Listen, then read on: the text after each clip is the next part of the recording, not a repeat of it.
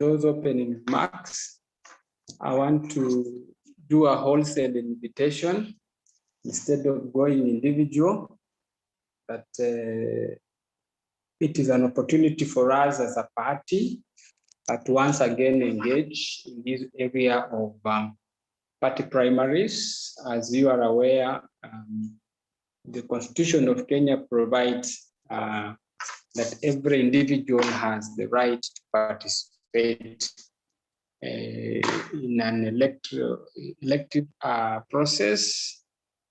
You have the right to be elected, to elect, but also the Constitution goes further to say that all factors should be held constant, in which case that the environment of conducting a competitive party primary should be one that allows everybody to enjoy their rights.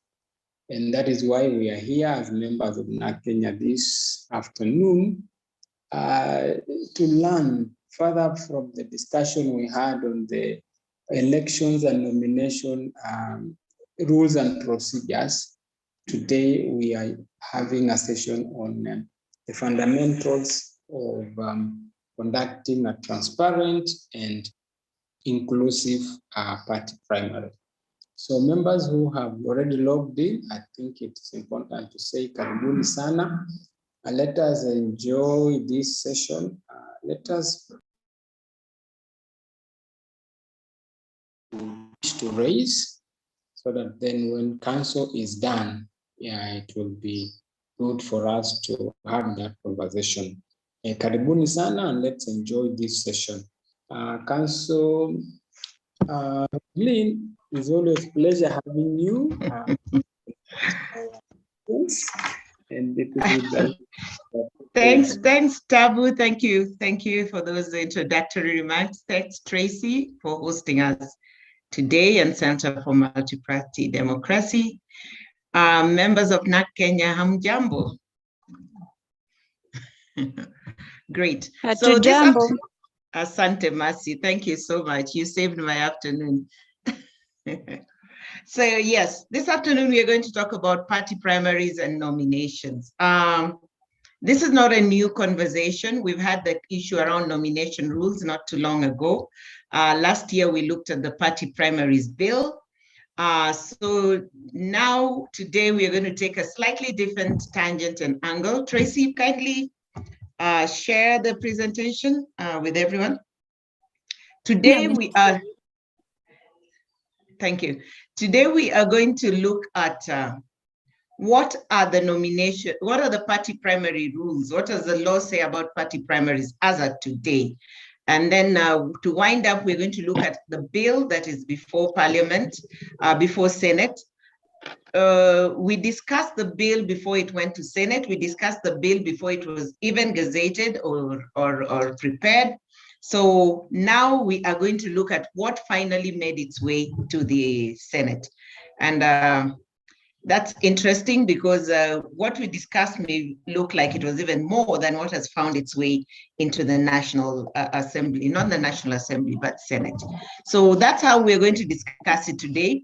The reason I thought it important to look at the law as it were today is because we are just about a year and a few months to the next general election. And we need to start preparing ourselves either as political parties or as candidates for the next general election. And until the rules change, this is the law that we are going to work with. So I thought it was important that we rediscuss,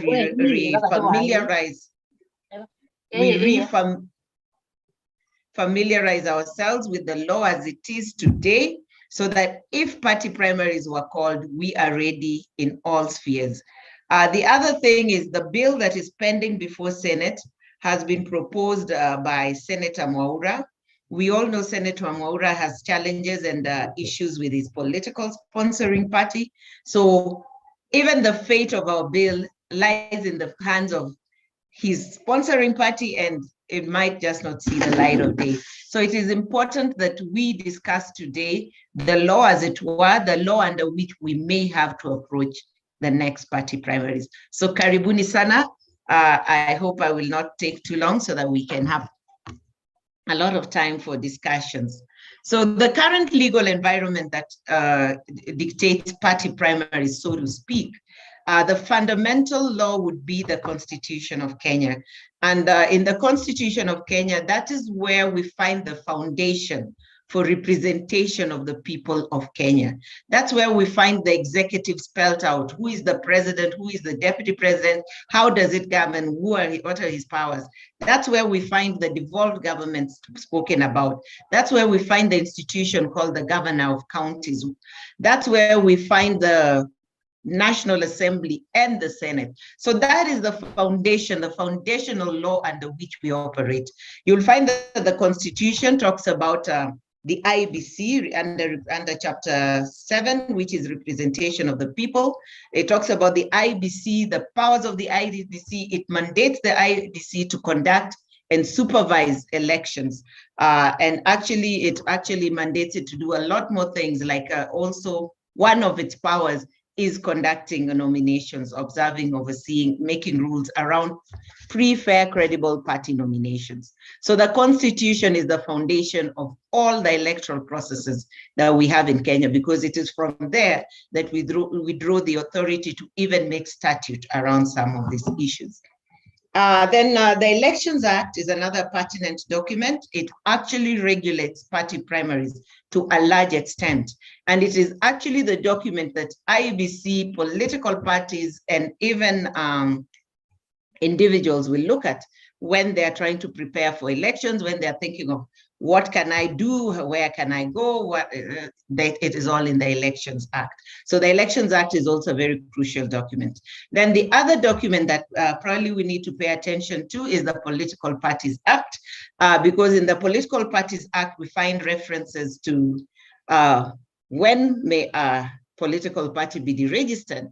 Can it be deregistered for carrying out nominations that are not free, fair, and credible? We shall listen to that. And then the act also, the Political Parties Act also provides for the fund, the Political Parties Fund. So those are crucial things that we listen to in there. And apart from all these statute and constitution that we have, political parties have their own internal nomination rules, which also are applicable to a particular political party when conducting its nominations, as long as they are not inconsistent with the Constitution or statute.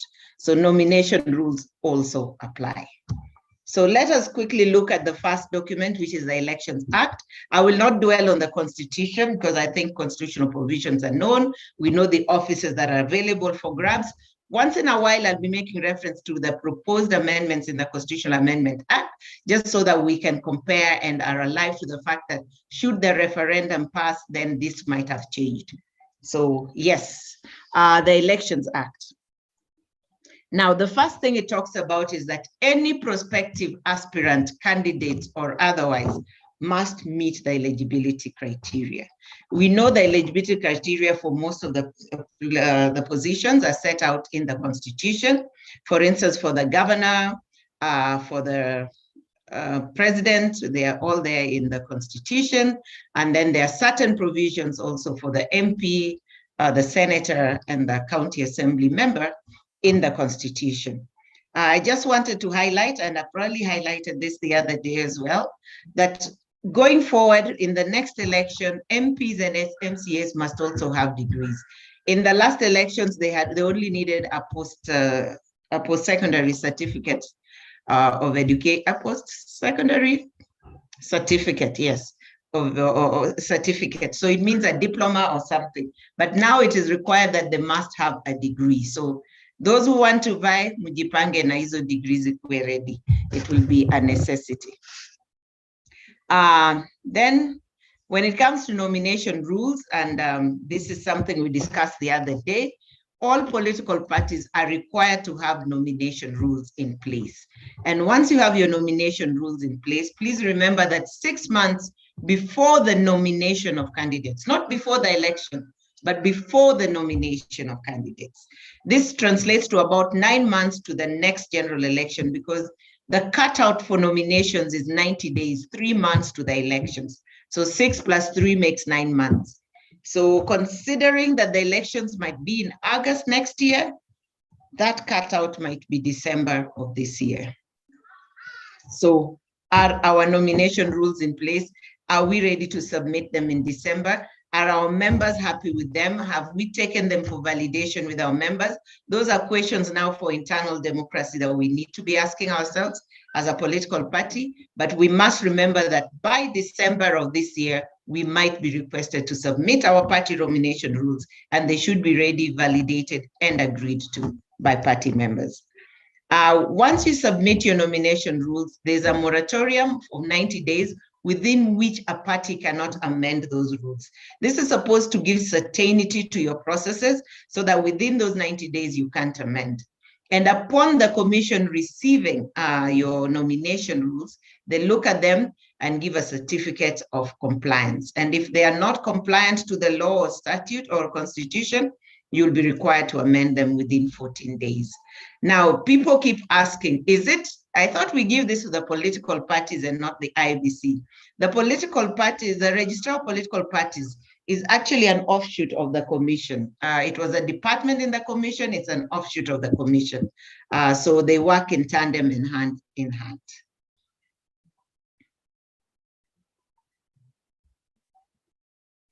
Now, the commission has power to issue regulations and guidelines around party primaries. So it might give regulations and guidelines that a political party needs to comply with in the process of nominating candidates. So you must keep up to date, look out for any regulations or guidelines that the commission may issue between now and December, and ensure that if it affects the quality of your nomination rules, you comply before submitting. So keep alive, keep watching. If they should issue any other regulations, make sure you are catching up with what it says. Now, a party membership list. Now we have nomination rules. The other thing a party needs to have is a party membership list. And that party membership list must be up to date, must be verifiable, and it must be accessible to the members and the public. Now the party is supposed to submit this party membership list to the commission at least 4 months before the general election.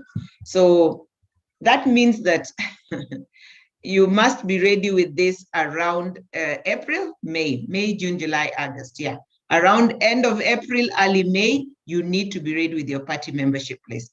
Now, something around party membership list is that they are always a problem issue, because members will say this is not the true reflection of our party membership.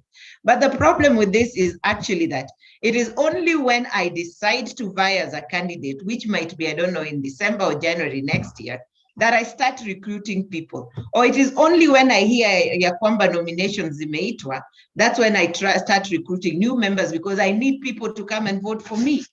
Now this becomes a problem to the party membership list, because remember, the party membership list was submitted 4 months to the general election. And once they're submitted, the party cannot alter those lists. So when you're recruiting post the submission of that register, there is no way your new members will be part of that list. And that always becomes a point of contention. It generates into violence, because people go to the polling booth, wanasema sisi ni members, na kwa kwamba kwa register hawapatikani, inakuwa shida. So let's be very vigilant as candidates to note that the register goes in 4 months before.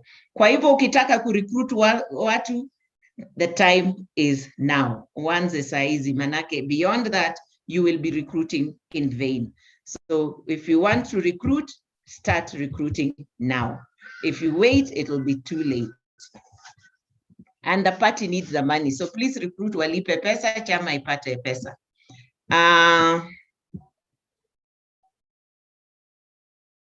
Okay, so then there's the issue of agents. Now, agents are another area where there's always contestation. People want to just bring people to the polling station, ati huyu ni agent wangu. you must identify your agent. You must apply to have your agent accredited, and you give full details. Na upewe ID ya kwamba huyo mtu is an authorized agent. If you fail to do that, your agent might be barred or locked out. Some people fear ati, oh, tukieleza names of our agents, they'll be stolen by the other side. That's a very interesting debate, because then you don't trust your people. And if you don't trust your people, why are you even giving them an opportunity to serve you? That's dicey ground. I'm not going to go there, but agents have to be accredited, so you must give full details of your agents.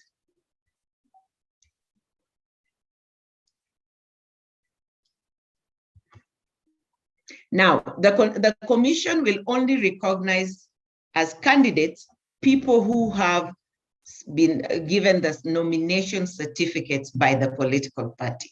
So the nomination certificate is a critical document and a critical asset for a candidate. It's a critical document for the party and a critical asset for the aspiring candidate. So the party must be clear on processes around that certificate. Who issues it? How is it issued? Who signs it? You know, those are things that your nomination rules must cover, and that must be made clear to every aspirant before the nomination is conducted. So party certificates, very crucial, and we must know the design. So I think people need to be told, this is what it will look at, this is who will sign it, and this is how you will get it. So those are the clear things, because the commission will only recognize those who have the nomination certificate as informed to them. Now, there's the other provision that a political party can actually request the commission to conduct and supervise its party nominations. And the wording in the Constitution is that the commission shall, upon the request of a political party, conduct those nominations for the political party. The word shall in law is a mandatory. So what this means is that the IEBC has no way around it. If it is requested, it must help the party to conduct its nominations. But the party must subsidize the IEBC. It's not a free process. It must be funding the process through the IEBC. So that is normally a tricky one because of timelines. At that point, time is running towards the general elections. The commission is trying to get it organized in its own house. And sometimes it's very, very difficult for them to spare the time to conduct this. But the law now requires and mandates them to do so, and they have a duty to do so when requested. Now, the commission may receive multiple requests to hold their nominations from different political parties. Now, the law states that if it should the commission receive more than one request, then it can decide to hold the nominations for those political parties on the same day, so that it can hold nominations for 3, 4, 2 political parties on the same day, using the same polling centers. This is to minimize cost and risk.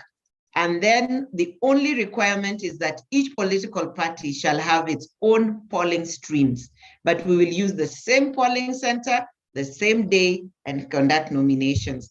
I'm not sure this would be very peaceful in Kenya, but that's what the law provides, and it is yet to be tested. And I hope one of these days it's tested so that we can see whether the law is a good law or a law that would need to be amended as time goes on. Now, those who can contest as aspirants in your party primaries must be people who appear on your party lists, people who are on your membership lists. People who are not on your membership list cannot be recognized by the commission as candidates. So it would be futile for you to permit someone to contest in your party primaries if they are not on your party register. So back again to the party register being a very crucial document and a document that people must comply with. Next slide. Now, when it comes to the commission conducting primaries on behalf of political parties, it is said, it is provided that Parliament shall appropriate money for the effective implementation of this provision. Now, appropriate money doesn't mean they conduct it for political parties for free. It just means that there'll be a subsidized process where at least they provide their manpower, but you actually should buy the ballot paper, pay security, and things like that. So that is why it is said that Parliament shall provide.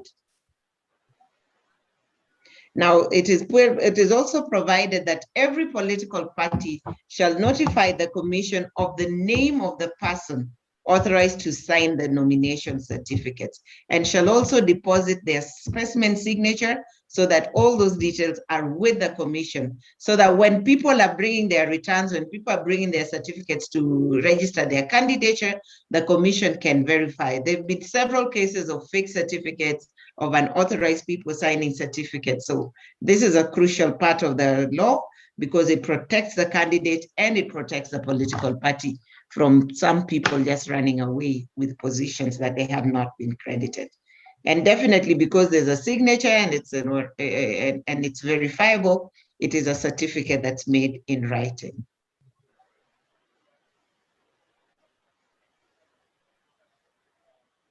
Now, I'll just take out a little time to talk about independent candidates. I know independent candidates do not participate in political party primaries, but I thought I should just bring up the issue so that we are able to discuss, is one able to participate in our party primaries and then run away and become an independent, or is there a barrier in law? Now, there are no direct barriers, but there are certain barriers we can use to infer what the position is. Now, the first one is that anybody who intends to vie as an independent candidate must at least 21 days before the nomination day provide to the IEBC their symbol, the symbol they intend to use, and notice that they intend to vie as independents.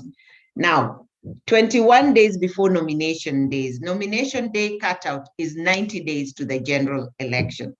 And going by the trends in Kenya, most political parties will hold their nominations on or around that 90th day.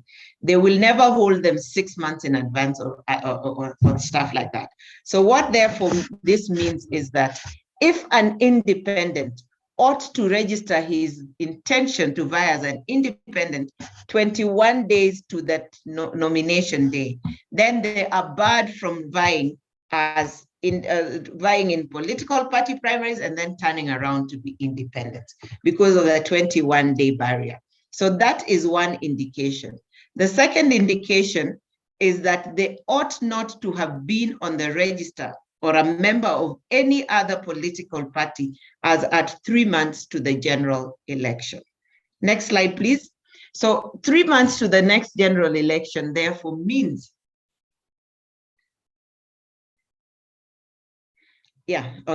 So 3 months to the next general election means that that is the day most parties are holding their primaries. You cannot participate in a political party's primaries if you're not on their register. So it will be very difficult for a person to wait for that 90th day, participate in the nominations, and then turn around to be an independent. I think this is a barrier to them right now that was amended into the law, so that right now one has to make a decision to be an independent early enough or run with the party and stay with the party to the end. And I think this is addressing the issues we saw in the last elections, where there were so many defections post the party primaries, and all people had to do was run to the RPP and remove their names from registers and claim that they are no longer members of that party. And that is because this provision for 3 months had not been imported into the law then. So right now it is there. It's going to be much harder for people to play around that nomination day and leave. But for parties that conduct their primaries like 6 months before, it is very possible that I can still participate in your party primaries 6 months to the general election and then still turn around and become an independent. But with the upcoming election as well, if the referendum passes, and I use if in capital letters, then a lot will change, the landscape will change, and it will be very difficult for any party primaries to be called before next year. So again, we'll be tied down to having our party primaries much, much closer to the election than much earlier. So that is it with independence, and those are the two issues I wanted to bring to your attention. Now, there is the party list that political parties have to prepare, and I guess we are all very aware of the party list. The party list are the seats that are available for nomination. Now, these seats that are available for nomination are provided for in the Constitution. We have some in the Senate currently. We have some in the National Assembly. We have some in the county assemblies. So there's nomination across the board. And parties are required to provide a list of the people they would like to be nominated into parliament, into any of these seats, should the party win it. Now, how are parties allocated this list, these seats? The seats are allocated on the basis of proportional representation. And right now, that basis is on the number of seats won by a political party. It is proposed to change this or amend this in the Constitutional Amendment Bill 2020 to read that the seats shall be distributed in proportion to the party that garners the most votes. So that becomes the difference right now, that it will be distributed in relation to the number of votes that a party garners and not the number of seats that a party wins. This can be a little problematic, especially where constituencies do not have same number of people. So constituencies like Lamu, the protected constituencies, which have low numbers but are a constituency and are protected constituencies, will find that they have lower numbers and will therefore never be able to contest on the basis of the number of votes won. They will always be marginalized because they already are underrepresented, their populations are much lower. As opposed to a number of seats where they could say, we have won the Lamu constituency, we want it there. So those are some of the contestations that will be seen in the change in terms of giving the seats on basis of proportional representation on number of votes won vis-a-vis number of seats won. But those are the proposed amendments. And again, if the Constitution goes through, that's how past party list seats will be calculated. Now, it is said that the party should provide the list in order of priority so that you list your people in the order you want them to be nominated.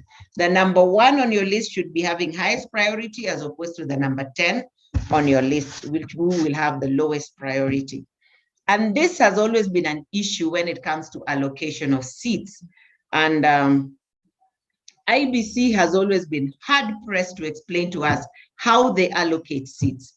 First of all, the law says that the party list is cast in stone and cannot be changed at any time after submission.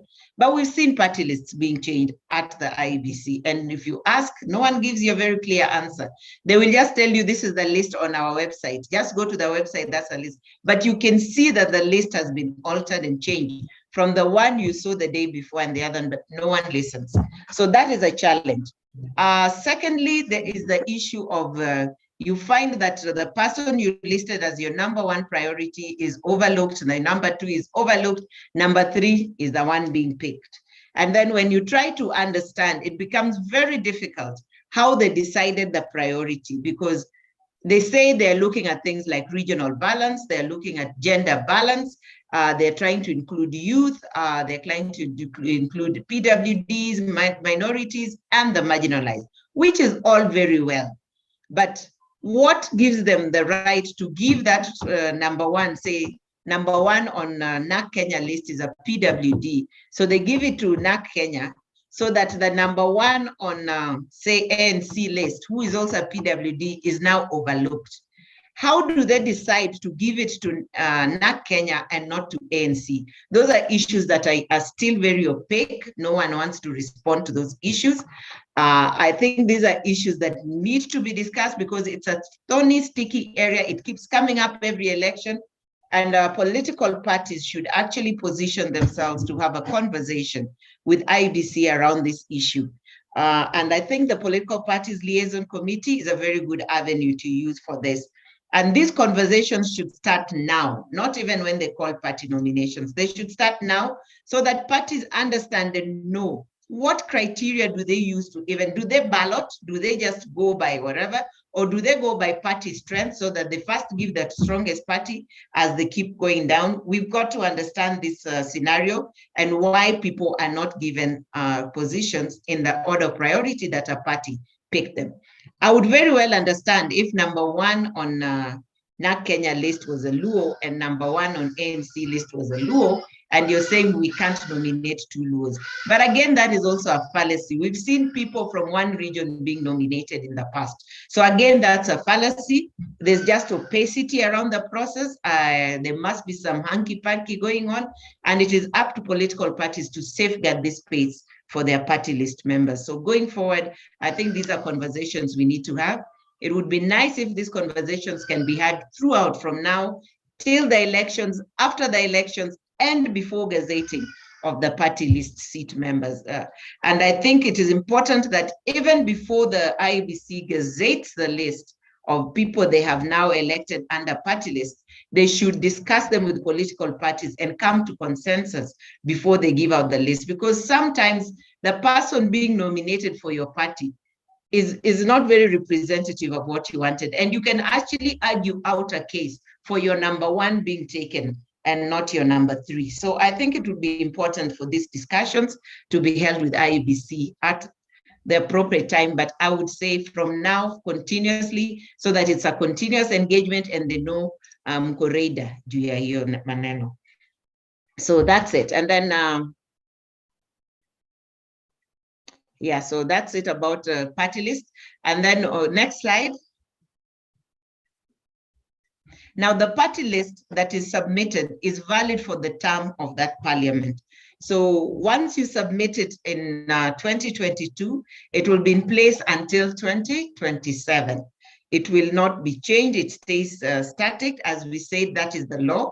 But sometimes we know the list changes, but it should remain like that.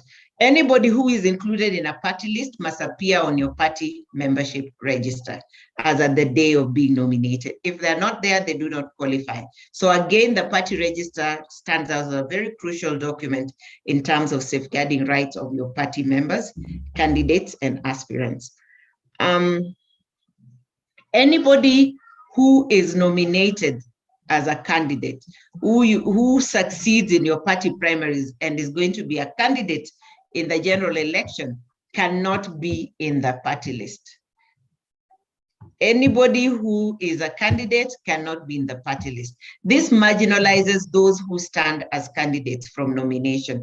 And I think it's a position that's not quite tenable in practice, because it just leaves them all out. Look at, say, a party leader. If your party leader decides to contest and the party leader does not make it, shouldn't we have the right to nominate our party leader as the number one on our party list? Why should that be barred by law? Wouldn't it give us more position and flavor if we were able to nominate the people who contested as candidates onto our party list? They are the people who stand there, who put their necks out for the party. They spend their own cash to publicize and publish the party as a positive party. They go out there and campaign, making the party known. They spend their money, time. They go through the violence. They go through the hate speech. They go through the rigmarole of campaigns.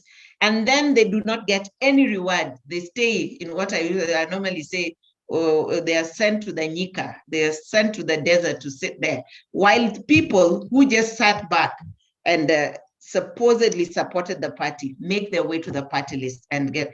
This is contentious. Some of these are just my random thoughts and musings, but I'm throwing them out there so that we can have discussions on this. What do you think about this position? Is it fair? Is it tenable? What is wrong with making my party leader a nominated member of Senate, for instance, or a nominated member of the National Assembly? There's nothing wrong with it as far as I'm concerned. It gives them a voice, it gives them a platform. So I think that is some position that needs lobbying for change if possible. In the constitutional amendment bill that's coming up for the referendum, it is proposed that candidates with the largest number of votes will take precedence in being nominated into the National Assembly. So already there's a wave towards changing this law, and maybe we need to start thinking around that progressively, so that our candidates can actually be making part of the party lists going forward. Next slide. Now, this just talks about the positions that we have for allocation. And we know that, again, if the constitutional amendment bill goes through, the way seats will be allocated in the National Assembly shall be different. There'll be no seats for allocation in the Senate, because Senate will be all elected members, 94 elected members, 1 male, 1 female per county. So Senate will no longer have any party list, any nominations. The National Assembly will have a lot of nominations, because it has provided that there shall be a top-up of such number of special seat members to ensure that the 2/3 gender rule is complied with. So the National Assembly will have a lot of nominations, but that provision shall only work for the next 3 general elections. In the county assemblies, the affirmative action special seat members or top-up seats will only be valid for the next 2 general elections, and then they lapse. So again, the special seats will be very few going forward, because without the top-up seats, like in the National Assembly, we will only have 6 seats for nominations for party lists after the affirmative action goes off. That is if this constitutional amendment bill passes. So we'll only have 4 PWDs and 2 youth being nominated into the National Assembly. So this might change if the referendum goes through. Next slide. I think we've talked about that, so we can move to the next slide, please. Now, these party list seats can actually be reallocated, and they can be reallocated if the individual you name, unfortunately, dies or withdraws from the party, changes parties, resigns, or is expelled. Then that person might find, you might find that there's a vacancy. That vacancy belongs to the party to whom the original seat was allotted. So if it was a Narc Kenya seat, it will stay with Narc Kenya. It will not go to another political party. The other consideration is it will go to a person of the same gender. So because we give zebra lists, this is a situation where you find that the person who came after may have been a male, but the male will be skipped because the seat was a female seat. So it will still go to the female. If it was a male seat, the female coming after the male will be skipped, and it will go to the next male on the list because it was a male seat. So it will go to the candidate of the same gender, of the same political party that owned the seat in the first place. Now, where a party list is exhausted, there are times that the commission has gone through the list to the end and they have exhausted it, and there is a vacancy that has arisen belonging to your political party. The commission will request your party to give them another name. And this is the only time that you can be requested to give another name to enrich your party list. And this has to be done within 21 days. If the party fails to do this within 21 days, what then happens is the party loses that seat. But it doesn't lose it to another political party. The seat remains vacant for the remainder of the term of that parliament. So it's important to be ready, to be always ready to submit an alternative name. I know party nomination rules are lengthy and the process might be lengthy. One way of curing this is creating lists over and above what IBC wants from you, so that you have a reserve list at the Secretariat, to which the Secretariat can quickly refer if they're requested for a name at short notice. The other thing is, where the seat falls vacant 3 months to the end of the term or life of that parliament, then that seat will not be filled. It will remain vacant until the next general election. Next slide.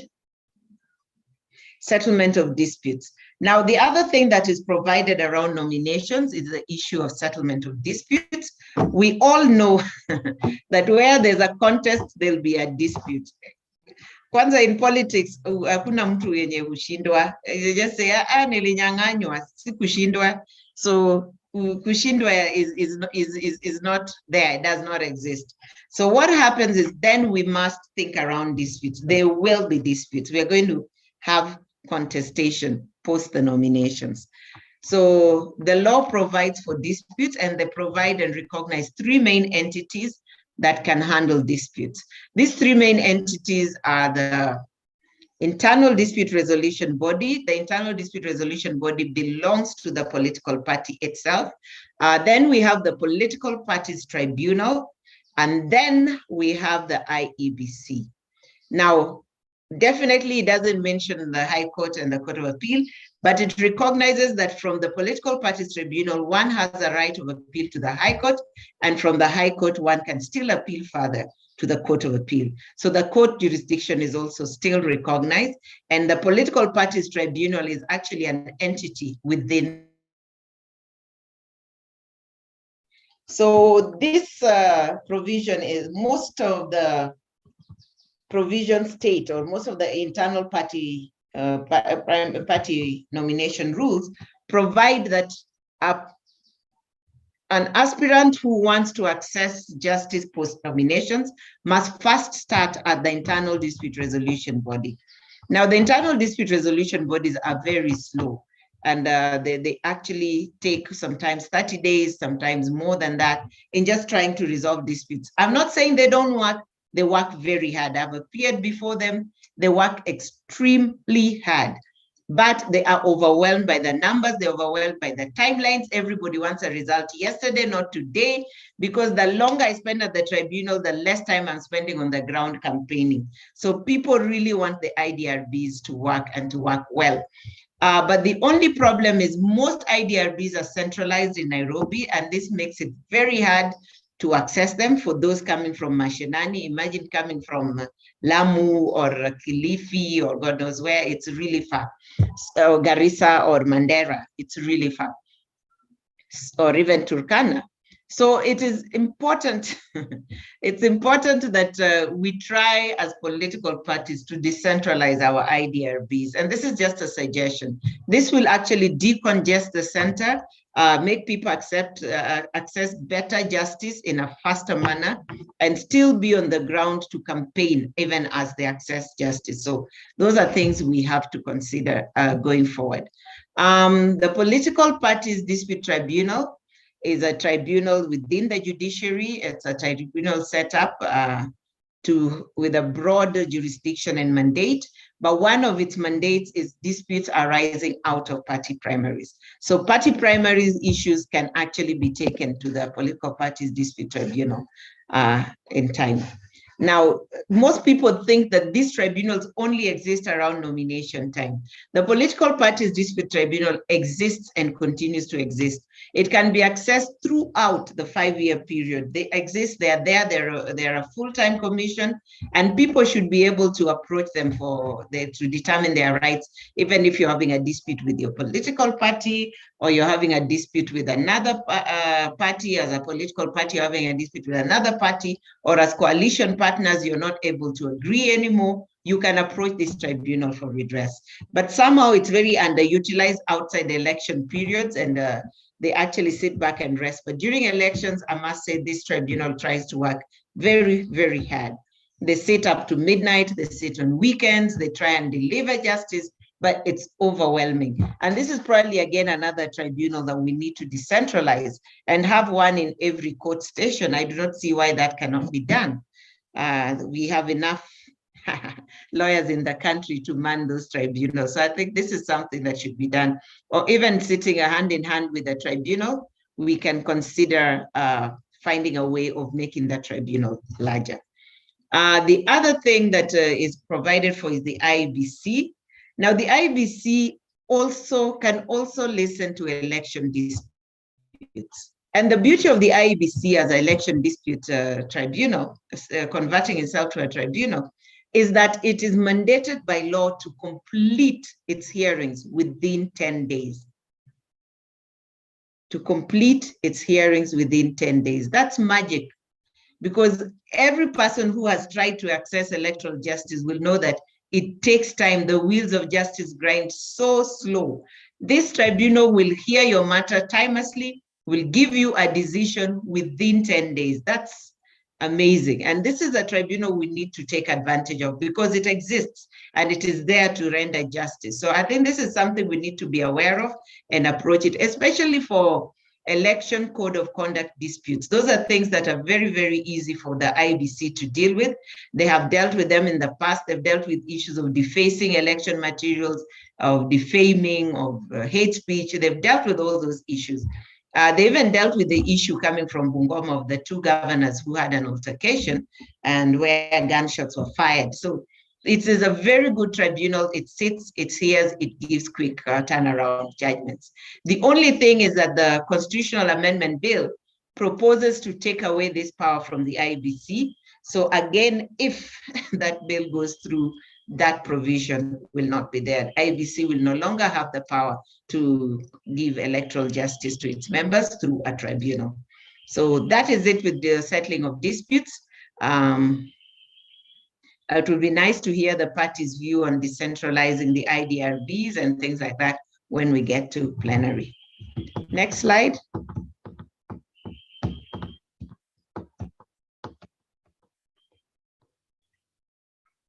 Next slide, please.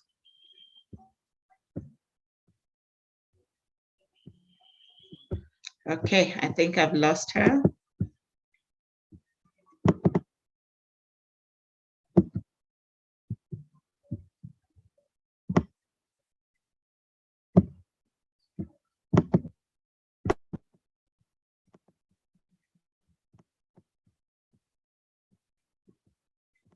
Okay, so the next thing we are going to talk about is the registration of political parties. So we are done with the Elections Act and what it provides.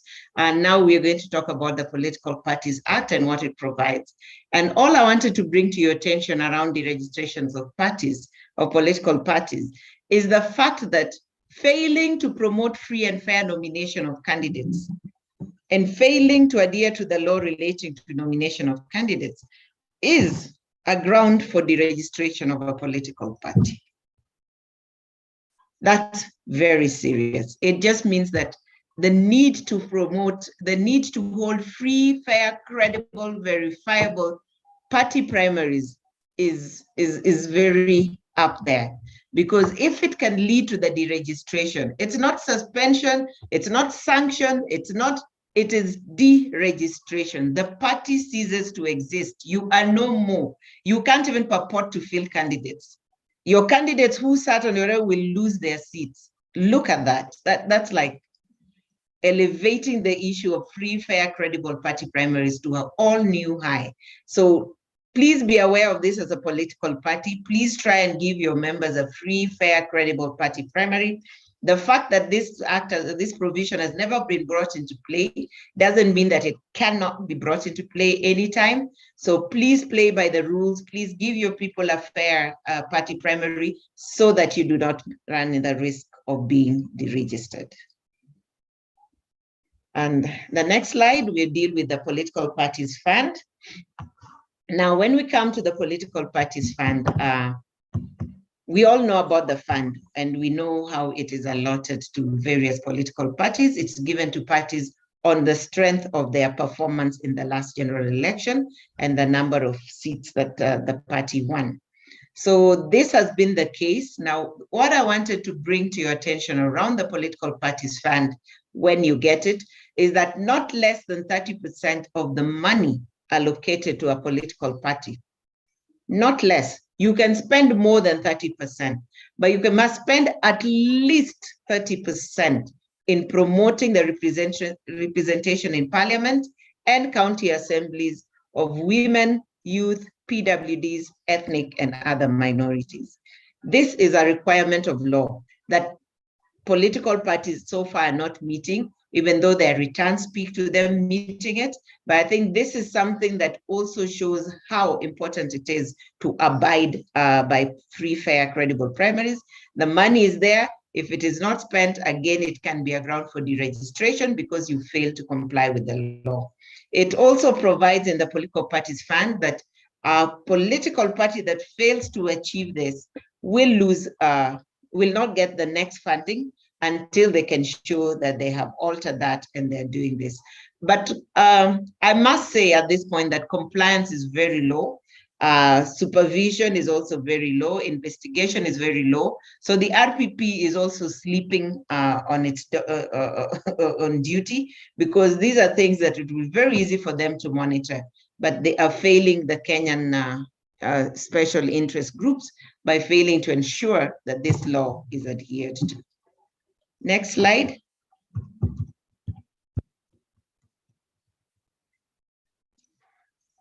Now, we'll quickly look at the proposed bill that has been filed by Senator Mwaura. And as I said earlier, the bill now hangs on a balance because Senator Mwaura himself is hanging on a balance. He's actually sitting in Senate on an injunction. And we all know the impact. When you're not in good terms with your party, it's very hard to push a bill and see it pass. So this bill might just fail because of that. But again, let's keep knowing what is there just in case it becomes law. So this party, first of all, provides for the organs that a party must have to be able to conduct credible party primary. These are the governing body, the elections board, and the IDRB. Those three institutions must be in place. Then the fourth requirement they want to see is the party must name a person who shall sign the nomination certificates and provide the specimen signature. These are things we've listened to already in the Elections Act, but they're being reenacted here because the proposal is to delete Section 31 of the Elections Act so that this becomes a primary bill. Then the bill proposes to provide the qualifications for persons who may sit on an elections board and the IDRB. They provide that all members of the two organizations must have a KCSC certificate. And then they also provide that the chair of any IDRB must be an advocate of the High Court with at least 5 years experience. Now, my question to you as party members is this, can this be viewed as interference with internal organs of a political party? Does the law have any reason to tell us as a political party the qualifications we need on our elections board? Is that just, is that fair? Because sometimes we have people who we respect, people of repute.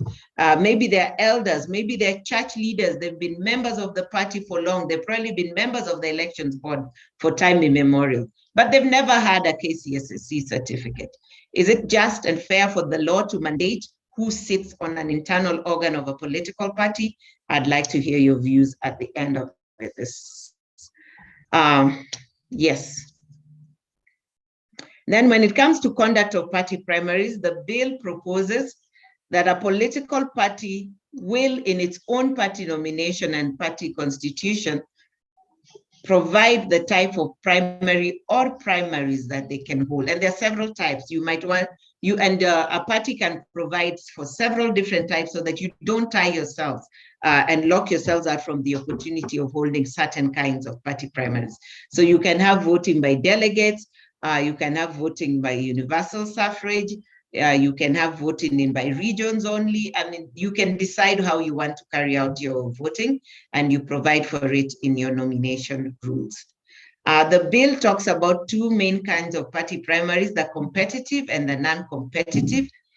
In the competitive, it's referring to voting at the ballot box where everybody, all registered members turn up and vote. And in the non-competitive, they are referring to the delegate voting. I'm not sure that's a non-competitive because there's still a vote to be conducted. It's just that it is limited to delegates. So I would think non-competitive party primaries involve things where the party can decide to select members, when party can decide to allot certain candidature seats to others, so that you can say, this seat, we are not going to conduct an election, say senator for Siaya, we are not going to conduct an election.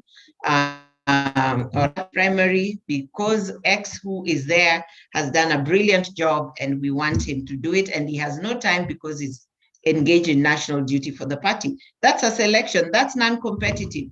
And if you provide for it in your party primaries as a process or a means by which you can elect candidates, then very well it will hold. And that's why I say, go back, look at your rules, make sure you provide for every scenario so that your members don't take you to court when as a political party you decide to make certain decisions, which sometimes are politically prudent and may not be very popular with those who are ready to engage. But as long as you provide for them in your nomination rules and it is not unjust or unconstitutional, it shall hold and it shall ride. So look at your rules again with a good tooth comb so that you pick through it. Next slide.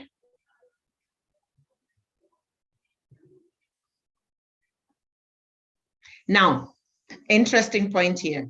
In the current rules, the lockout date for party primaries is 3 months to the election. So once the IBC says we need you to conduct your party primaries, you can decide the day, date, time when you're going to conduct your primaries. So it is right now the power sits with political parties to determine when they hold their party primaries, to determine the day on which they hold their party primaries. In this bill, it is now proposed that that power will translate to the commission. It is the commission who shall determine the day or days on which party primaries shall be held. And it's keeping it as the 90 days boundary as the last day, but it must be held on a day or dates that the commission identifies. Now, the reason this is being done is because it's also proposed in the same bill to make the nomination day, the date on which party primaries are held, a public holiday. So for it to be a public holiday, we cannot keep having the Narc Kenya public holiday today, the ANC public holiday tomorrow, the Jubilee public holiday tomorrow. That would be chaotic. So I think the idea is to consolidate them to a day or 2 or 3 days at most. Start at the weekend, have a Friday as the public holiday or a Monday as a public holiday, and conclude the party primaries on those days. So in that manner, there will be just a single day for public holiday. It will fall on the weekends as well. But the idea of the public holiday, again, is backed by the fact that they intend that every person be given permission to go and participate in party primaries.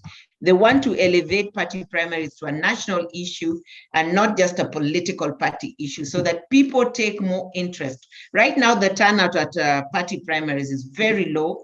People don't even engage. People just wait to be told, oh, Nefulani is sawa. So they want to elevate the party primaries to a national activity where all Kenyans go out and exercise their civic right in determining who makes their name to the ballot paper. And they actually, even the bill actually proposes that where an employer fails to give his employee permission to go and participate in party primaries, it amounts to a crime for which the employer can be fined up to $500,000 or jailed to up to 6 months imprisonment, or both. So it's a very serious crime, because you'll realize that when you're filling out those forms, even for visa for somewhere, or the EACC forms, they will ask you if you've ever been jailed for a period of 6 months or more. So this 6 months imprisonment can actually ruin your career forever. So it's a serious crime, and the sentencing is also equally serious. Now, because it is the IEBC that now will be determining the day for party primaries, once they determine the day for party primaries, it is proposed that the political party shall, within 21 days to the party primary, inform the commission of where it is holding its party primaries, the polling stations, the venues, the kind of party primary it's holding. Is it by delegate? Is it by selection? Is it by voting at the ballot? All that will be said. And then it must also provide its list of aspirants. So then again, the party must be prepared way before that 21 days with its list of aspirants. And of course, the IBC will have given notices that parties ought to be ready by this time, but we got to be ready. So it means 4 months to the general election. A political party should already have structures towards calling for aspirants and the vetting of their aspirants, and being able to submit those lists to IEBC. And then it requires political parties to maintain party membership registers, and it provides that you should have a national register, a county register, a constituency register, and a ward register. And these registers must be accessible to the public. Now, the one difference with this one is that in the current law, once a party prepares its party register, 4 months to the general election, it submits that register to RPP and IEBC, and they verify them and then upload them, and it becomes stuck and stagnant. In this case, they are now saying it's the governing council that shall verify party membership lists, shall make them accessible to the public. And I don't know what your views on this are, whether this is safe for candidates, whether this is safe for a political party, whether this opens up the register to manipulation. I'd like to hear your views on that. Next slide. Where voting is to be by delegates, again, just the same way you send list of aspirants in this case, and the party membership list. In this case, you send the list of delegates to the commission, and then you confirm to them that the procedure used for choosing the delegates is in accordance with your party constitution or nomination rules. Now, any aspirant, according to this bill, all aspirants must fill what they call a self-declaration form. In this self-declaration form, ni kama ile ya EACC, where you will be asked a lot of questions, whether you have a criminal record, whether you've been barred from jobs, whether you've been sacked, and so many things. And at the end of it, you have to commission it and give it to the commission, who receive it, stamp it, and give it to you. So you must have that form. For party primaries, you must have your academic certificates, a copy of your ID card, and you must have paid the nomination fees.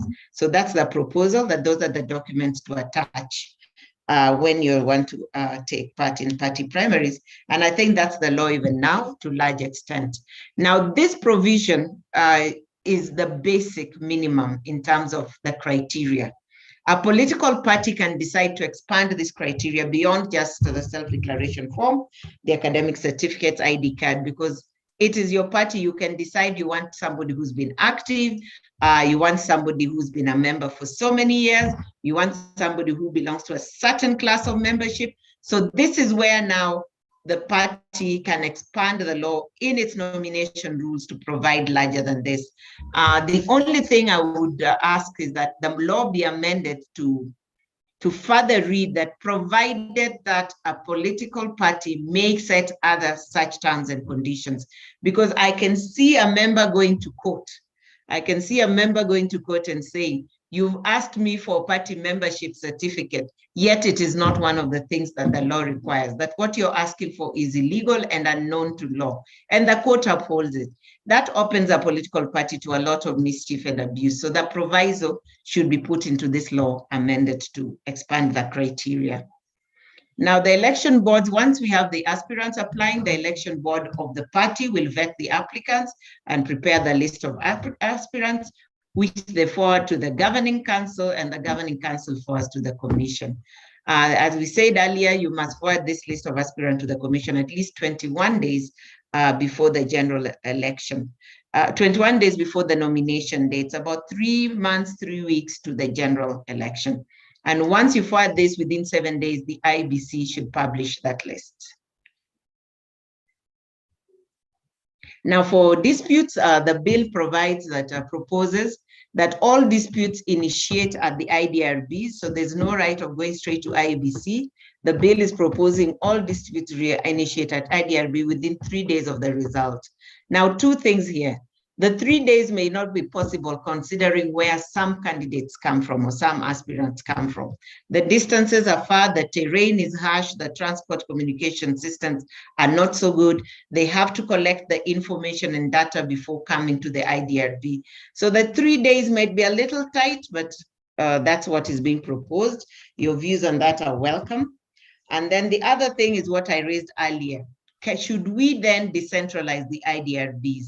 Should that be made part of the law, that IDRB should be decentralized? Because I think it's really unfair when you pull an aspirant or a candidate from the ground to come and defend themselves when other people are campaigning and siku zinaenda. Ground is a shift. So it's important that we think around decentralizing the IDRBs so people can engage within their areas of influence.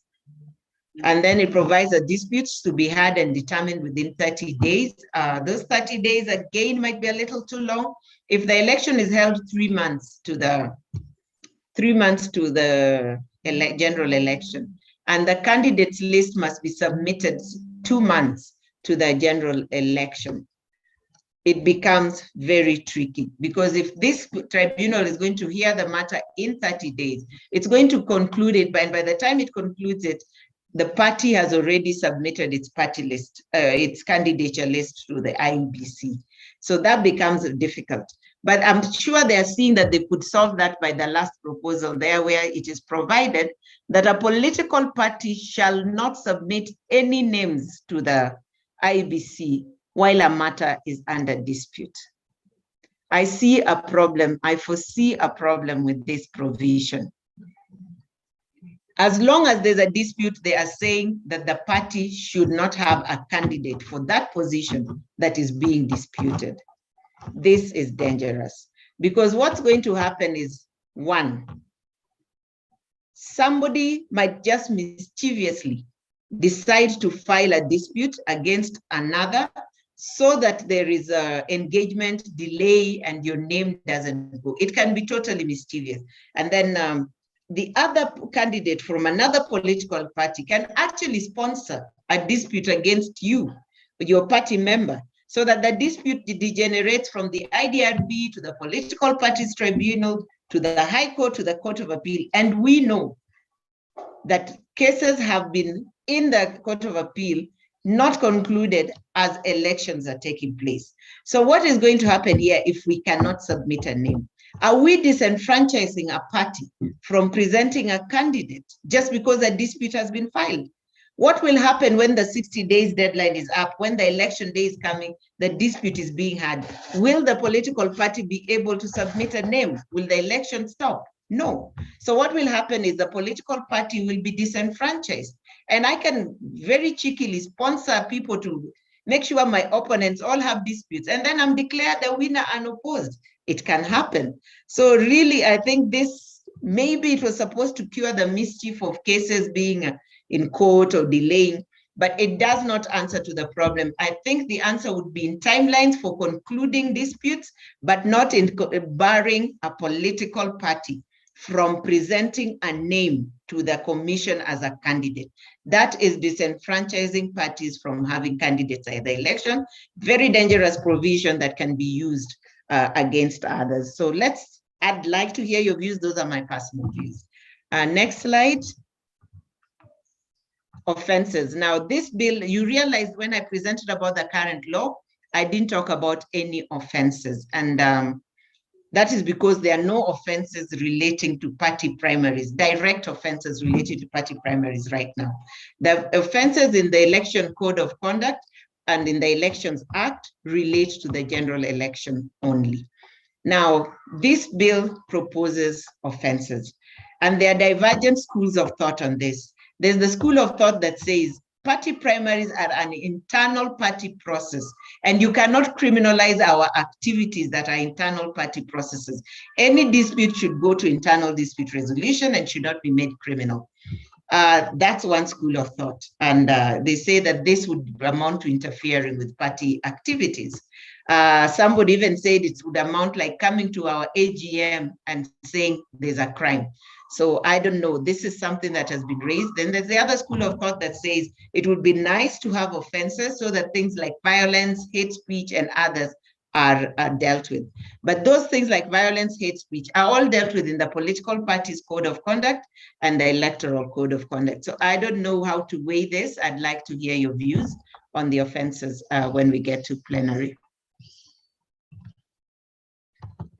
And then these are miscellaneous provisions in that bill. The bill proposes to set a cap, or should I say a ceiling, on the amount of money a political party can charge as nomination fees. Again, another question of, is this interfering with internal organization of political parties? What if the party has members who are ready to pay this money? Why should we stop them? what if there's so much contestation, say, around the presidency that we want to raise the bar so that we raise a lot of money and make money? What happens? I mean, is it really fair to stop political parties to have the freedom to charge whatever fees they want to charge? So the proposal there is that for presidential candidates, you can charge such amount, but not more than 1 million. You can charge 500,000, you can charge what you want, but you cannot charge more than 1 million. For governor, it's 500,000. For a member of parliament, it's 250,000. So that includes senator and National Assembly. And for member of county assembly, it's 50,000. Then it goes on to propose that special interest groups will pay 50% of this, not more than 50%. You can charge them rest, but not more than 50% of this. So that if there were any of the special interest groups, which are women, youth, PWDs, ethnic and other minorities, then they would not pay this amount. A youth, for instance, vying for president would pay just 500,000. Governor would pay 250,000. A woman who wants to be an MP will pay 125,000. And probably a PWD wants to be an MCA will pay 25,000. So that's what they're saying. We'll pay not more than, not just 25. You can decide to make it lower, but will not pay more than 25,000.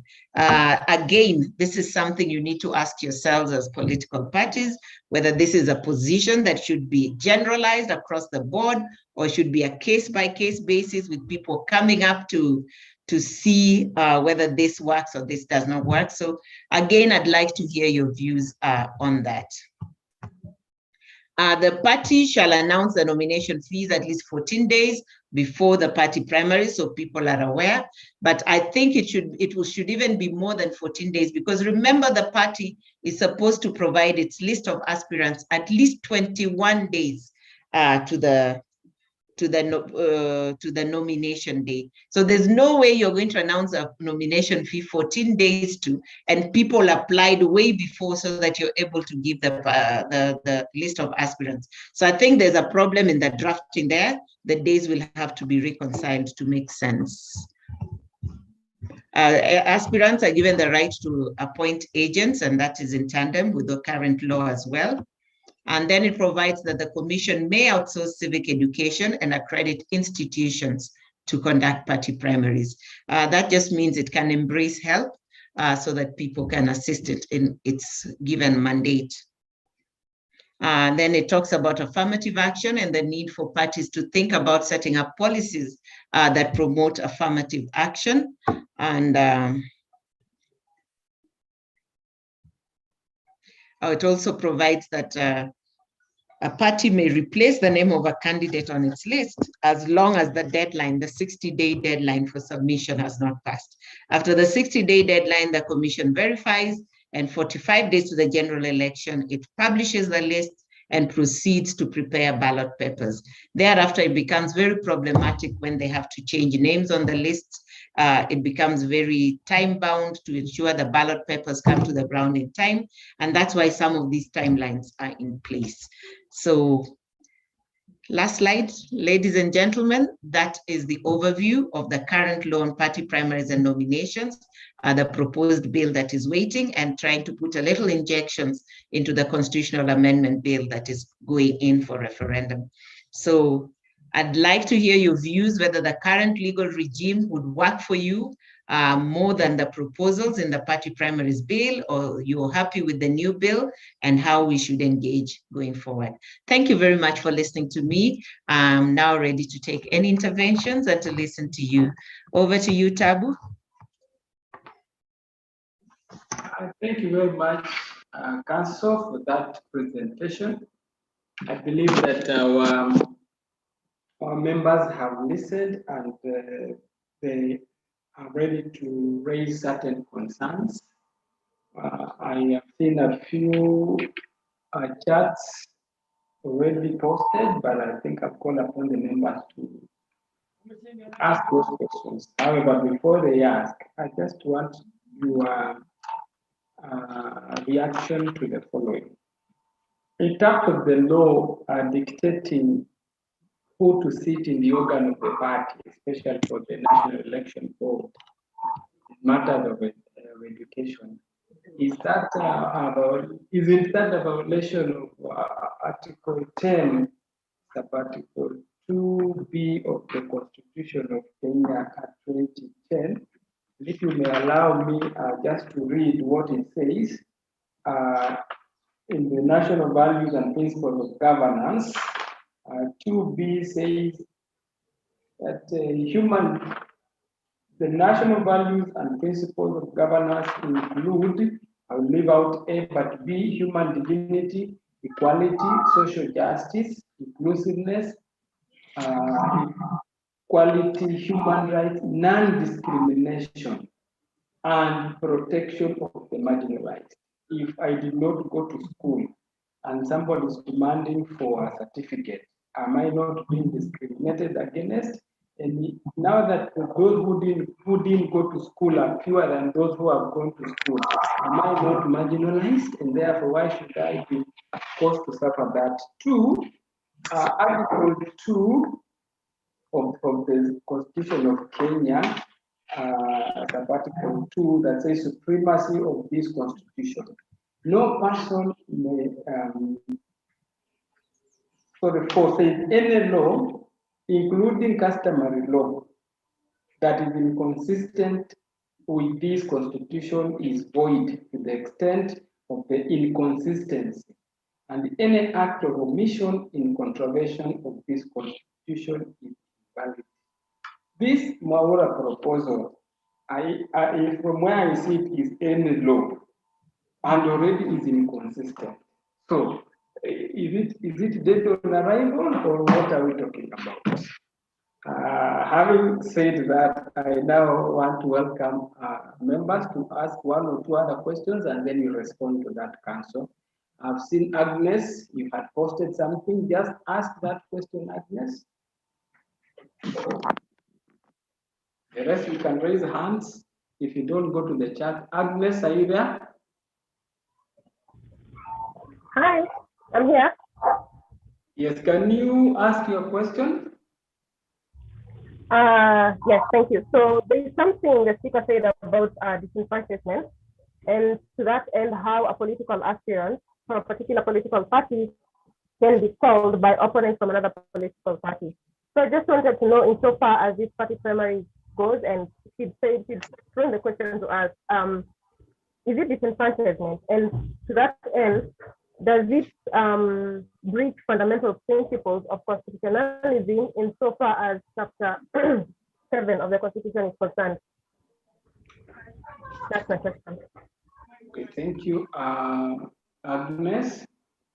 Council, respond to those three, and then remember, members, you have been challenged by Council to give your views on how effective or otherwise decentralization of the dispute resolution mechanism of the party to the counties and the one of PPDT to the counties. Can we speak to that? As she also answers, remember, you have also been challenged to speak to the proposal. How safe is the party list? The security, how is it guaranteed when it is the governing body that will have to certify? Lastly, appealing within 3 days after a party primary. Please speak to that, members, but Council proceed. Tabu, could I take a few more questions? I see Brian has a question and Hassan has his hand up. Maybe we take those two, please. It's allowed. As, okay, as I take a sip of water. Brian, you have the airwaves. Techno.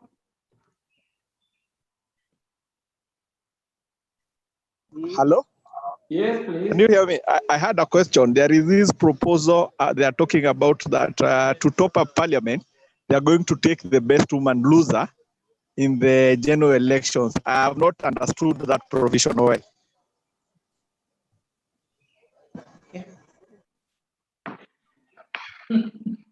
That is a big in the proposal, but Council will respond. The next person.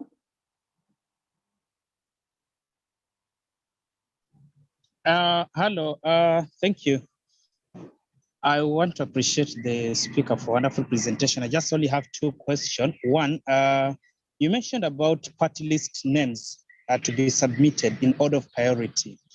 My question would, under which criteria do they use maybe for these names to have that order of priority? Do you look at issues of maybe where one comes from, or maybe, I don't know, the elements or the components that you check in order to say maybe a party member, maybe from Nairobi, will be given a higher priority compared to a party member from another region? That is one. Then the second question, there's this proposal about electoral college for persons living with disability. It has been a norm that those living with disability, most of the time they rely on nominated seats.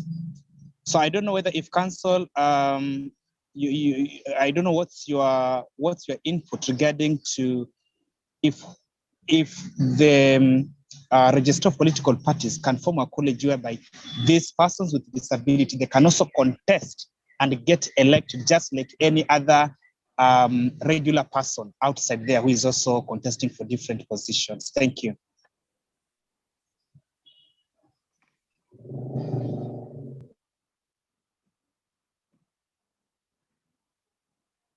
Over to you, Council.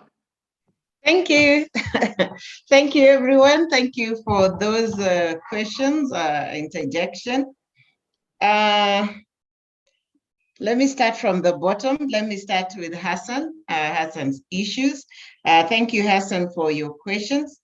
Now, the question you ask is about PWDs having an electoral college. Now, this is a proposal that is contained in the BBI Steering Committee report. It is not in the Constitutional Amendment Bill. It is not in the current law. It is in the Steering Committee report, and it is a legislative proposal. The proposal is that the proposal actually touched on all party lists, and it was saying that when people come to electing people for party lists, the PWDs be allowed to come together on their own and choose their own representative. So that was a proposal that found its way into the Steering Committee report. Now, those legislative proposals, as we all know, are subject to parliamentary processes. So until a bill is properly so drafted, finds its way to Parliament, we will just look at them as aspirations for the future, but they are not yet even drafted into law. They have not been crafted. And until such time when they bring them up to the assembly, or we see a draft energetically taking its round so that we comment, for now, it is just a report, a proposal in a report. And until some action is taken, we cannot react to it. So that is what is happening around the PWDs. And when you ask that can the IBC allow them to contest, it's not IBC that comes up with seats for election. The system of representation is clearly set out in the Constitution. So any seats that are available for contest must have a constitutional foundation. So right now, we do not have any constitutional foundation for seats belonging to PWDs as PWDs. The only seats they have are those ones where they are nominated to party lists. And currently, we have the seats that they have in the National Assembly, they have seats in the Senate, and they have seats in the County Assembly. Some of those will change, as I said earlier, under the Constitutional Amendment Bill. So IBC cannot of its own volition decide we are having election for PWDs because it is not constitutional. And Tabu and Agnes will come and tell you it is not constitutional, so it is null and void. So that's where we leave that. So thanks, Hassan, for that. Now, the other question you ask is around the party lists. That I said it is supposed to be placed in order of priority. And you're asking, how do we prioritize? Now, the first priority happens at party level. Each political party will submit a party list in the order in which they, as a party, want their members to be nominated. So if you favor Hassan, you put Hassan as number one. If you favor Jacqueline as number two, you put it. How you prioritize is a very internal matter. It will either have been provided in your party nomination rules or your party constitution, or it will be decided by your governing council in consultation with your elections board. So how you do it is an internal matter.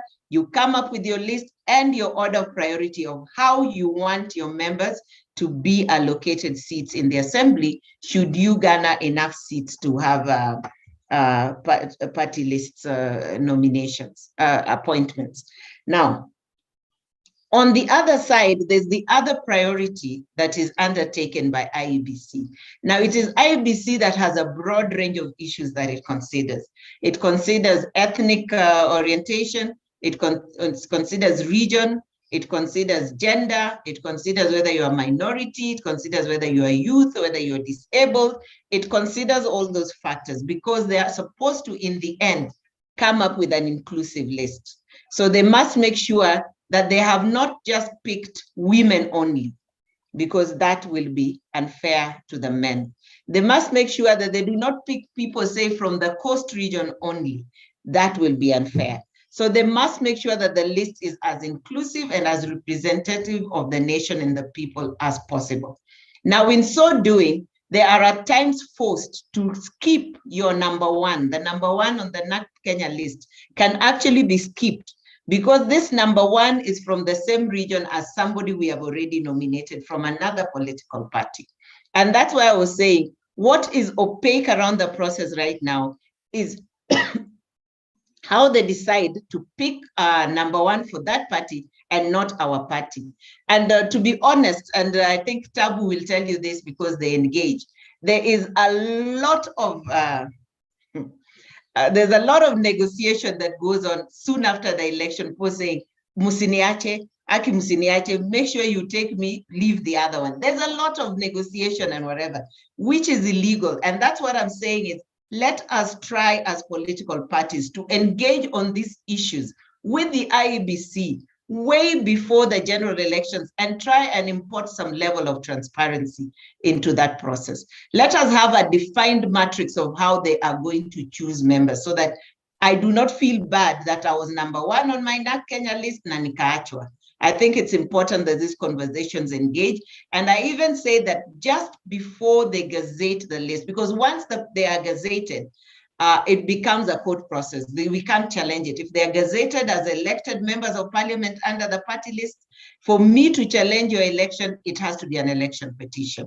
It's expensive, it's time consuming, and I might spend 5 years just trying to get you out.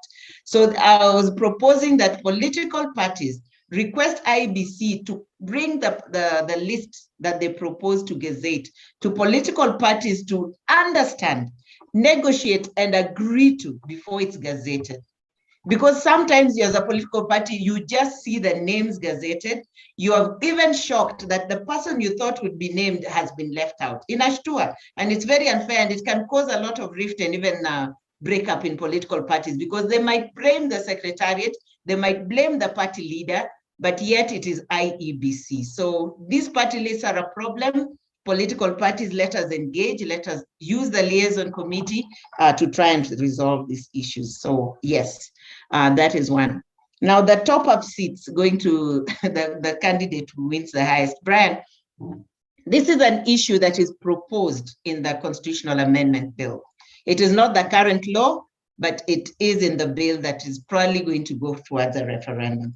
Now the proposal there is that the party lists shall be generated, but precedence, priority for nomination to those seats, for election to those seats, shall be given to those who contested for those seats. So one, you ought to have contested for a seat in the National Assembly or in the County Assembly. And after contesting, you will be one of the people who got the highest number of votes. Now, my only problem with this is under interpreting the highest number of votes. Will it be reduced into pro rata, or will it just be single numbers, a statistical number? Because if it is a statistical number, again, we are affected by larger constituencies vis-a-vis smaller constituencies.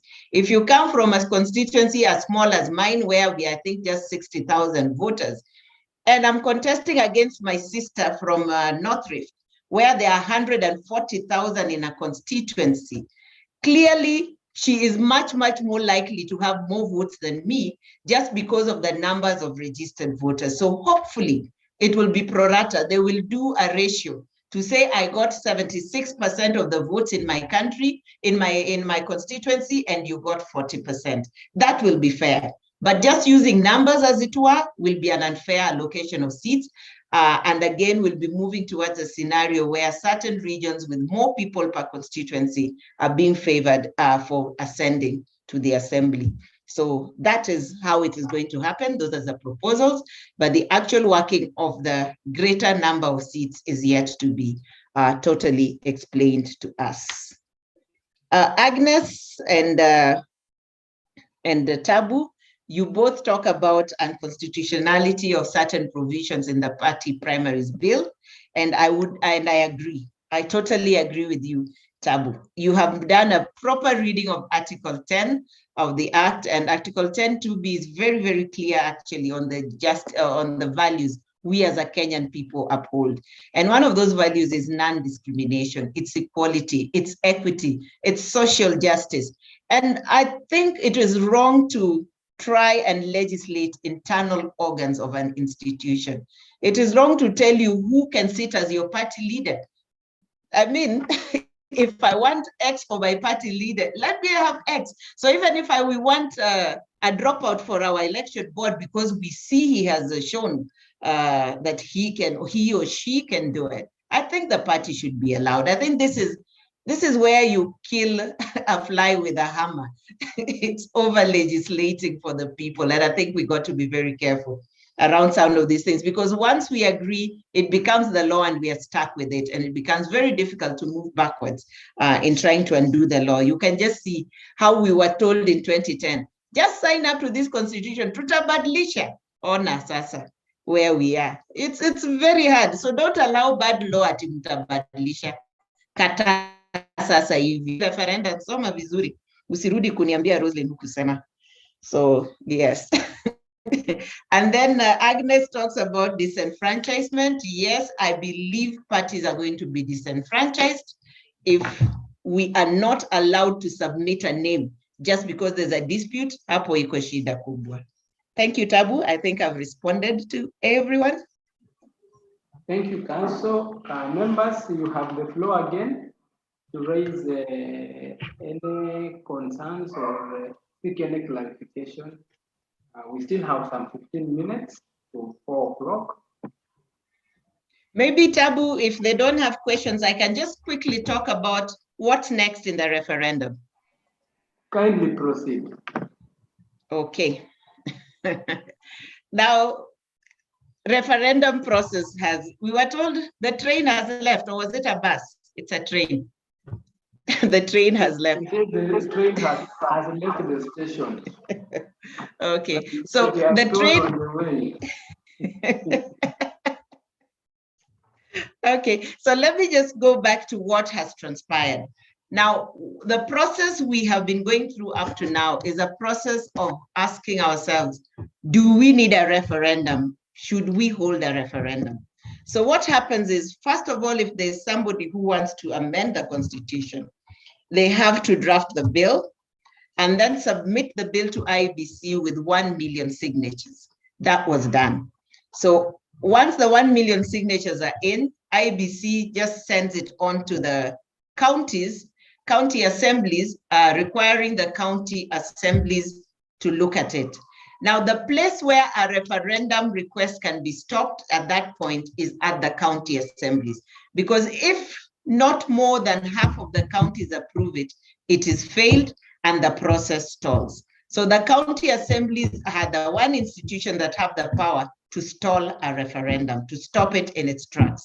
So if less than 24 approve it, like happened with the, was it Punguza Mzigo, the one by Ekuru Aukot? If less than 24 approve it, then it fails and stops there and a story inaishia hapo. Because at that point, we're still asking, do we need a referendum? Do we want a referendum? But if 24 pass it, as has happened with the BBI, then it makes its way to the House of Parliament. So both houses of Parliament must look at it, debate it as soon as possible, and tell us what their outcome is. Now, in the Houses of Parliament, it's two issues. One, they have no timeline. It just says they must debate it as quickly as possible. So they don't have a timeline, unlike the county assemblies, which have a 3-month timeline. Secondly, with the Houses of Parliament, if the proposals in the bill are such as do not require a referendum and the Parliament passes them, then the president assents to the bill and signs it into law, and there is no referendum.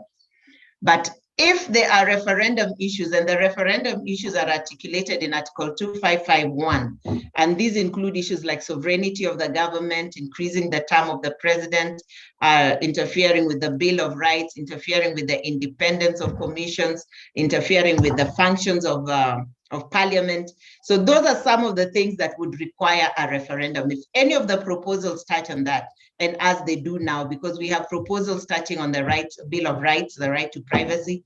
We have proposals touching on the role of Parliament, which is the role of Senate in oversighting counties. So, and then we are restructuring the executive. So we need a referendum this time. So if there are referendum issues, whether Parliament says yes or no, it does not matter. A referendum must still be called. The president will be notified, and the president said, okay, let the people decide at a referendum.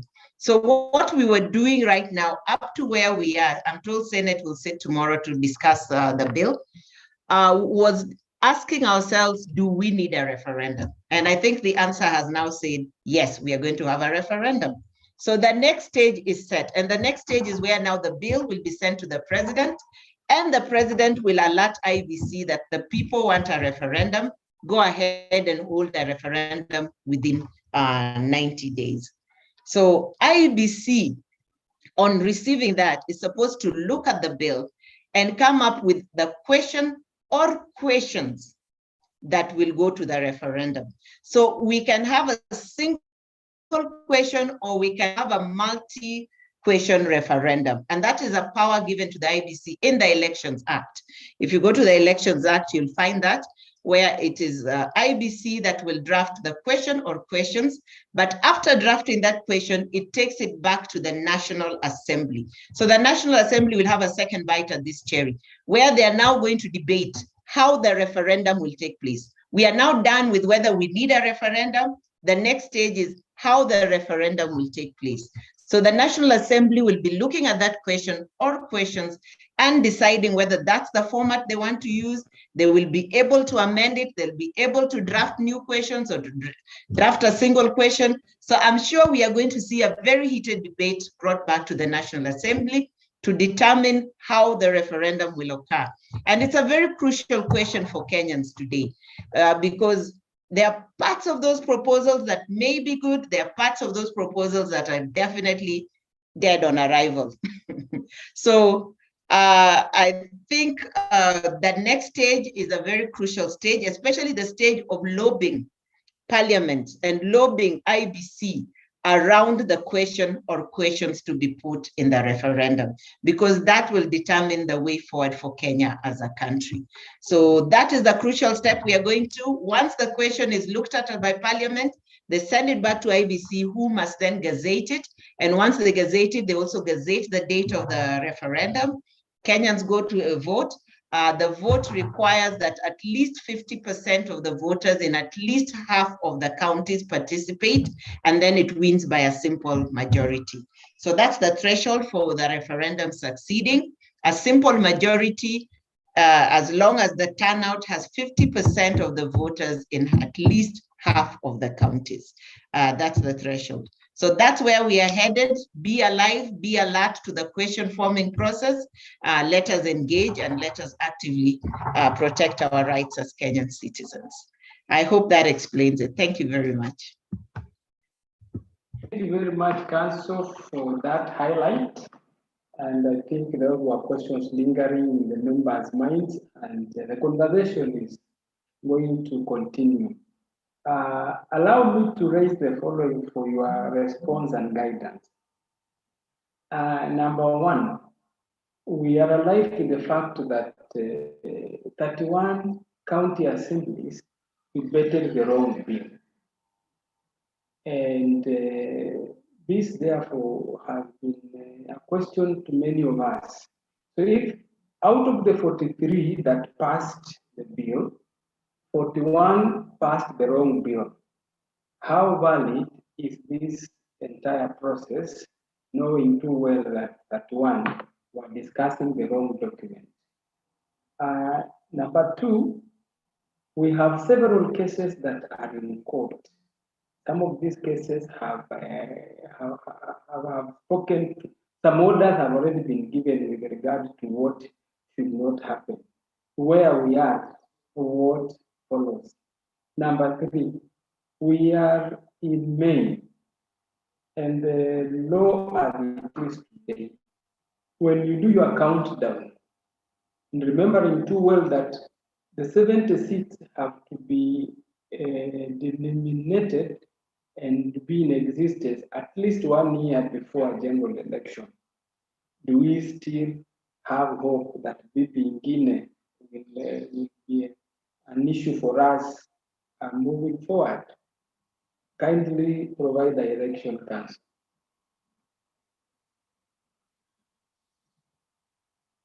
Sabu, I don't understand the last one. Provide direction to where?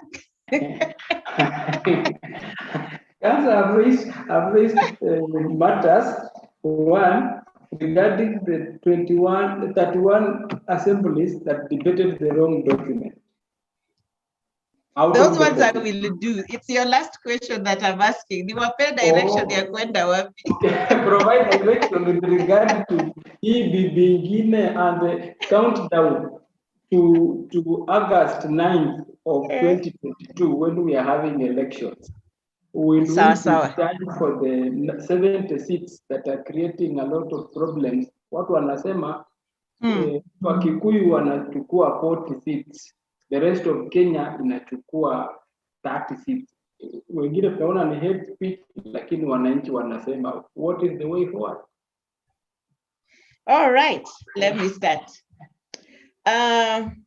When it comes to the bill that was debated, this is a very interesting scenario because there are allegations and counter allegations around the wrong bill being debated.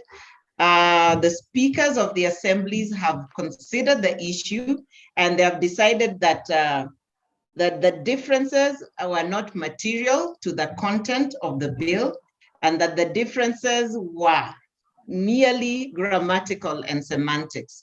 So the issue, as far as no one has litigated it, remains sort of uncontested at the moment. IEBC has spoken out to say that the bill they sent is the correct one, and therefore, according to them, it is the one and the same bill being looked at. I have personally made attempts to access the so-called inconsistent bill, and indeed, material particulars remain the same in the two bills. So really, in terms of content, there is not much to be contested. Cases pending in court. I know there's a case that injuncts, I know there's a case in court that injuncts IBC from conducting the referendum, but all the rulings are expected by the end of this month. So we hope that we'll see an end to litigation in one way or another. And I think right now, even the issues they were raising in terms of a barrier to holding the referendum have been overcome. And I think the referendum will proceed despite the court cases. But all the court cases are due for determination. A lot of them were consolidated. So I think we'll be seeing an end to those litigation sooner than later. Timelines going forward. This is interesting. The issue of the 70 seats is indeed, as you say in the Constitution, that any seats that are created 1 year to the general election are not available for contest in that general election. And that's what the Constitution provides. But when you go to the transitional clauses in the Constitutional Amendment Bill, you'll see that they have provided they have suspended the application of that Article 88 or 89. They have suspended the provisions of that article and said that these seats shall be available for the next election. Even if it's 3 months to the election, my friends, these seats are supposed to be available. And I think that's the carrot that's being dangled here to people to kind of try and vote. But the question people should ask themselves is this what we want? Why are we being rushed into setting up constituencies? We are actually within the 8 to 12 year period when boundaries are supposed to be revisited, when the boundaries within constituencies are supposed to be looked at. So what is the urgency in doing it now? Is it the 2022 elections? Is there something we are selling to a certain people to bring them on board to support the bill? I may say yes. There is a carrot being dangled here so that people vote positively. How the distribution occurs, the debate is out there. I'm listening to it just as much as you're listening to it. We raised these issues, Tabu, I think when we did the BBI bill with your members, or was it with political parties generally? We raised the issue of the constituencies. We even raised the issue of, does the amendment bill have the power to delimit constituencies? Do they have the power to determine the number of constituencies? Is it a preserve of the IBC? And of course, the distinction has been made that IBC can only define the boundaries within the counties, but determining the number of constituencies is a preserve of the Constitution, and anybody amending the Constitution can validly amend the number and then require IBC to fill in the boundaries. And that's exactly what we are seeing. But the greater question we were asking is, yes, you have 390, you're proposing 360 constituencies. Why don't you then allow IBC to sit down and do their arithmetical calculation within the confines of the Constitution? The Constitution provides a formula on how to arrive at constituencies, how many number of people to place by constituency, the difference in population in constituency A and C is all well defined in the Constitution and the things we need to consider. So why define the counties where these constituencies should be allocated? Why don't we leave it to the IBC to do its task, which is something it did even in 2010, post 2010, before the 2013 elections? So some of these are the things that make you ask yourself, is this going right? Is this going wrong? Are we stepping on the mandate of other institutions that are already constitutional? Those are debates that are out there, things that people can discuss within their groups of influence and see what conclusions they come to around that. But the constituencies will be available even if they're delineated 3 months to the general elections. The seats will be available because it's provided for in the bill. Okay, thank you, Council. Any member, and as Council prepares to listen from you, the last registration of voters, Council, took place before 2017 general elections. Yes. Today we have young people who are due as voters. Unfortunately, they have not been registered. They are the ones, the amended constitution, if it ever comes to happen, who will be affected 40 to 50 years. What is there for these young people who have not been registered? Is it not also a constitutional matter that needs to be addressed? The rest of members, any questions? Because we have about 2 minutes. What you raise. Proceed, Council. I think there's a member somewhere trying to speak. No, okay. Yeah. Hassan. Yeah, I just have, there's somebody who has sent a text that I think I will concur with him or her, that if it is possible from the council to share the presentation to us so that we can, I can personally comprehend it more and in detail. You would have started immediately after this. Yeah. Okay, so thanks. Thank you. So the issue of registration of voters, Tab, is an ongoing, continuous violation of the rights of citizens of Kenya. It is a very unfortunate scenario, and I think it's exacerbated by the condition in which our IBC is operating. We have a limping IBC. It's an IBC that lacks all the 4 pillars to the house. It's an IBC that could not see eye to eye about audits and stuff like that. And it's very sad that Kenyans are in this position where for 5 years we have not had registration of voters. The youth who turned 18 just before the last general election were not allowed to register because the voting register closes before the election. So it's well into 5 years since we registered voters. So we have a lot of people out there who are disenfranchised, not just from voting, but for certain positions, they can't even contest. You can't contest as president if you're not a voter.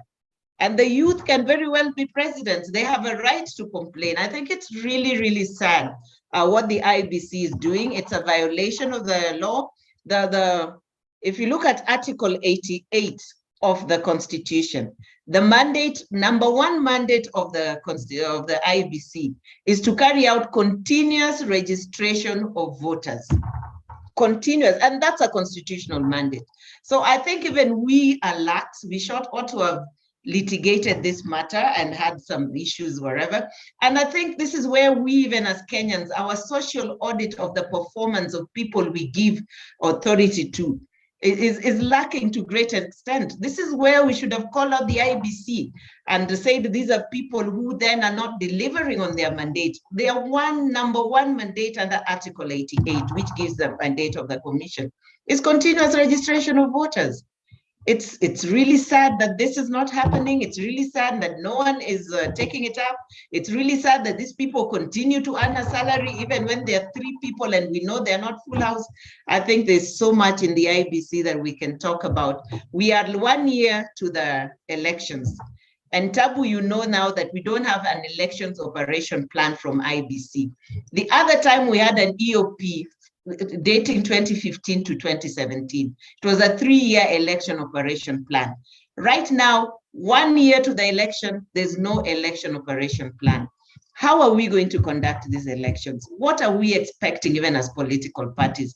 We are being left here to grapple with the law, interpret the law, and we'll all interpret it our way. And at the last minute, IBC will turn corners. Where's the election campaign financing a law? They should be having drafts now. They should be engaging us. They should be having public participation on it now so that 6 months to the election, it's agreed to and they can publish it. But what they want to do is ambush us as candidates, as political parties, with a campaign financing provision just at the last minute because they are not ready. So our IBC is a place with a lot of issues. It needs a lot of prayers and help going forward, but I think a lot of work needs to be done. Thank you all so much for listening to me. Some of these are my personal views, so do not publish them out there. Just say there's a mad woman there who talks in this manner. Thank you very much and good afternoon. Okay, thank you very much, Council. And because we don't have any other issues to raise. Excuse me, Tabu. Yes? I'm sorry for interrupting, but I had a question that came up just when the Council was speaking. Oh, the last one, there, okay. Yes, seeing how the government has been disregarding the law and the Constitution, is there any chance that the government or the president might as well disregard the process and go ahead to send the bill and make it law without even going ahead to the referendum? If in any case, the other cases of disregarding the law have gone unanswered, is there a chance that maybe disregard this and continue with the entire process without involving the people? That would be a recipe for disaster. I don't think the president is ready to take that risk. It would be violence and violence unforetold in this country. So I'm certain they have the intelligence on that. they're ready to take the gamble, do the referendum, and they believe they have the numbers. So tukutane kwa debe. I don't think he'll sign it into law. It will be a recipe for disaster. Asante sana, tukutane kwa debe. And because we are short of time, allow me to say thank you very much to all of you for having logged in and having listened. Though you are very passive participants, remember the matters that were raised by council and for a conversation between and amongst ourselves. Let us talk about them. The slides are going to be shared immediately after this to all our platforms, and therefore you access them. Council, thank you very much for having taken your time to prepare this presentation. And to CMD, thank you very much too. I want to call upon Tracy to say something and then dismiss all of us. Tracy, are you there? Yeah, I'm very much here, Tabu. And I think from the Center for Multi-Party Democracy, Kenya, we just want to say a big thank you to Rosaline Odede for very ably facilitating this session. We appreciate it. And for Tabu and the rest of the NAC Kenya members, thank you for honoring our invite. Thank you for availing yourselves for this particular meeting. We appreciate it. And these are conversations that we need to have. These are conversations that we need to have regularly and continuously, especially as we approach the general election. So from our end, as the Center for Multi-Party Democracy Kenya, we'll do our best to make sure that we provide the platform for these conversations.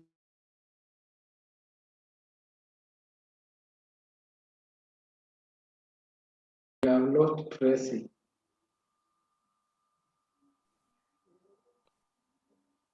Yes, Tabu, I think we just lost Tracy there. Maureen, but welcome.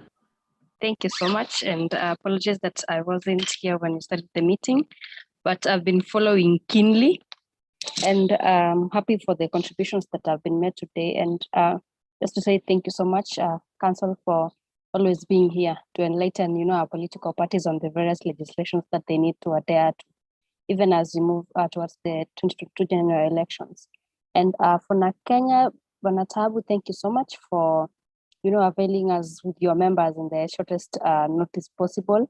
We appreciate that, and we don't take it for granted that your party members are always here to have a conversation with us so that we can see how we can contribute towards free democracy in this country. So from today's discussions, I've just picked a few issues that maybe we'll just pick up as CMD and move forward in addition to the other feedback that we got from the other political parties that we'll be engaging on the same project. So we hope that as we even move forward, you'll be available to continue giving us your views and to also continue engaging with us. From here in CMD, just to say asanteni sana everyone, and kuwa na jioni njema na wiki njema. Thank you so much and goodbye. Thank you very much, Maureen. And bye-bye. Kila mtu take your safety and security kama kawaida. Tukutane tena na mbarikiwe. Ngugi, make a call. Okay, thank you.